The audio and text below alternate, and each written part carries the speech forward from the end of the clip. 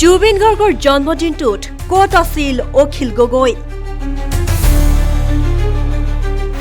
গৌৰৱ গগৈয়ে খেলক গৈ পাকিস্তানত গৈ নিৰ্বাচন।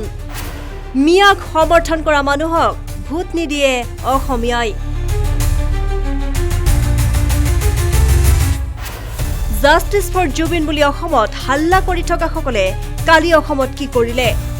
10 তাৰিখৰ পিছত চিঞৰ বাখৰ কৰি থকা সকলৰ মুখৰ মাত হৈ যাব বন্ধ।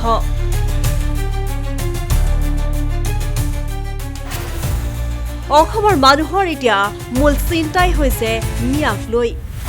উচ্ছেদ যাতে নহয়, মিয়াক যাতে বচাব পাৰে, সেয়েহে জুবিন গাৰ্গক লৈ গৌৰৱে কৰি আছে ৰাজনীতি। 18 নৱেম্বৰ অৰ্থাৎ কালিৰ দিনটোত আছিল মৰমৰ শিল্পী জুবিন গাৰ্গৰ জন্মদিন। হৰ্ষৱৰ জন্মদিনটোত তেজেৰে শ্ৰদ্ধাঞ্জলি জনালে অসম বিজেপিয়ে। বৃন্দাবনী অস্ত্ৰ অনাৰ সন্দৰ্ভত আলোচনা কৰিবলৈ যোৱা মুখ্যমন্ত্ৰীয়ে লণ্ডনৰ পৰা উভতিয়ে জুবিন গাৰ্গৰ জন্মদিন উপলক্ষে অসমত কৰিলেহি ৰক্তদান। জুবিন গাৰ্গৰ ন্যায়ৰ সন্দৰ্ভত মুখ্যমন্ত্ৰীগৰাকীয়ে শেহতীয়াকৈ কৰিছে এক গুৰুত্বপূৰ্ণ মন্তব্য যে SITৰ তদন্তত ওলাইছে বিস্ফোৰক তথ্য। আৰম্ভণিৰে পৰাই জুবিন গাৰ্গক মদ খুৱাই আহিছিল একাংশ স্বাৰ্থলোভী মানুহে। 10 তাৰিখে চাৰ্জশ্বিট দাখিলৰ কথা কৈ মুখ্যমন্ত্ৰীয়ে ক'লে যে 10 তাৰিখৰ পিছত যদি কোনোবাই জুবিনক মদেৰে পূজা কৰে তেনেহ'লে তাক কৰা হ'ব গ্ৰেপ্তাৰ। জুবিনক মদ খুওৱা হৈছিলে আৰু তদন্তৰ চাৰ্জশ্বিটত এই বিষয়ে আপোনালোকে বহুত কথা গম পাব। সেইকাৰণে জুবিনৰ সমাধিত গৈ যে এনে মদৰ বটল ঢালে, এইবিলাক চব ভুল। মদৰ লগত জুবিনে নিজে কেতিয়াও মদ খোৱা নাছিল। জীৱনত জুবিনক মই 50 বাৰতকৈ বেছি লগ পাইছোঁ। মোৰ লগত আহোঁতে তেওঁ কেতিয়াও মদ খাই অহা নাছিল। ইফালে জুবিন গাৰ্গক লৈ ৰাজনীতি কৰি থকা সকলৰ কথা কৈ গৌৰৱ গগৈক পাকিস্তানৰ পৰা নিৰ্বাচন খেলাৰ কথা ক'লে মুখ্যমন্ত্ৰীগৰাকীয়ে।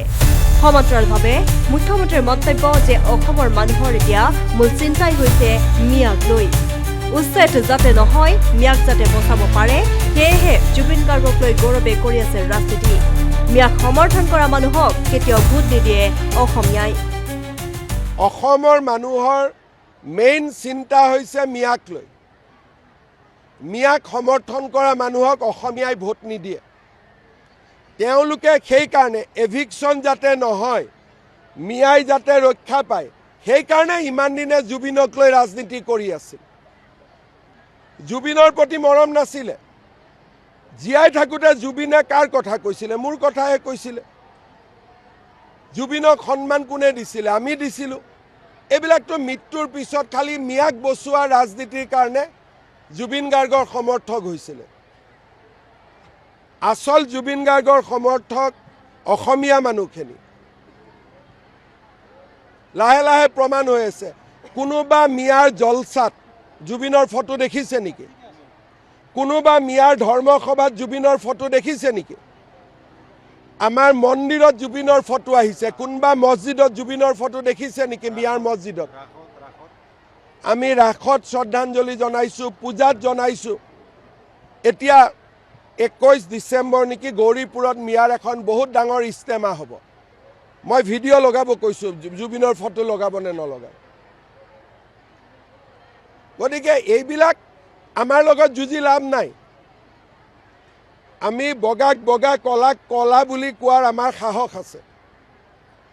আৰু আমি ৰাজনীতি আৱেগক লৈ কৰা নাই, আমি কাম কৰি ৰাজনীতি কৰিছোঁ। সেইকাৰণে আমি এইবিলাক ভয়ো নাখাওঁ, আমাক ভয় খুৱাব চেষ্টা কৰি লাভ নাই। ইফালে জুবিনৰ জন্মদিন বুলি উজাগৰি ৰাতি কটাই আছো বুলি ফেচবুকত পোষ্ট কৰি জুবিন গাৰ্গৰ জন্মদিনৰ দিনটোত অসমত নাথাকি মুম্বাইলৈ উৰা মৰা অখিল গগৈ সন্দৰ্ভতো মুখ্যমন্ত্ৰীয়ে কৰিলে গুৰুত্বপূৰ্ণ মন্তব্য যে মই জুবিনৰ বাৰ্থডে বুলি লণ্ডনৰ পৰা কষ্ট কৰি আহি ৰক্তদান কৰিছোহি। কিন্তু জুবিনক লৈ হাল্লা কৰি থকা অখিল গগৈয়েচোন মুম্বাইত গৈ শাৰদ পাৱাৰক লগ কৰি আছেগৈ।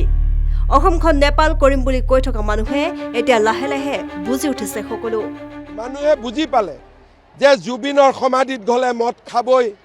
এইটো যে তেওঁৰ জীৱনৰ লগত নিমিলে মানুহে গম পাই গ'ল। জুবিনক ন্যায় যে অকল বিজেপিয়ে দিব পাৰে তাকো গম পাই গ'ল। কালিতো অখিল গগৈ ক'ত আছে? কালিতো গোটেই অসমতে অখিল গগৈ কোনেও দেখা নাই। কোনোবাই দেখিছে নেকি? তেওঁ মুম্বাইত গৈ শাৰদ পাৱাৰক লগ কৰি আছে অখিল গগৈয়ে। কিন্তু মইতো লণ্ডনৰ পৰা হ'লেও জুবিনৰ জন্মদিনত আহিছোঁ কষ্ট কৰি হ'লেও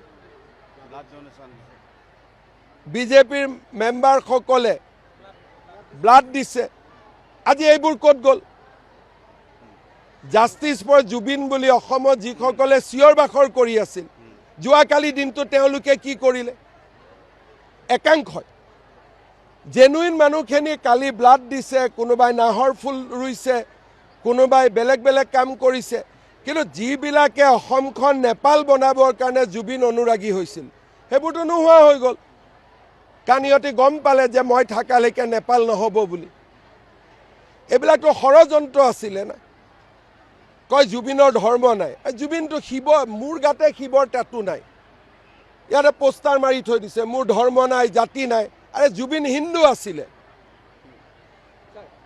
এইবিলাক চিনেমাৰ ডাইলগটো নিজৰ কাৰণে লগাই লৈ গ'ল এইবিলাকতো চব আৰু 10 তাৰিখৰ পিছততো আৰু মুখৰ মাত বন্ধ হৈ যাব আমি যেনেকৈ তদন্ত কৰিছোঁ কাকো ৰেহাই দিয়া নাই 10 তাৰিখৰ আগতে মইতো 8 বুলি ভাবি আছোঁ 8 নহ'লেও 10 বিশেষ প্ৰতিবেদন নিউজ ডেস্ক ৰিপৰ্ট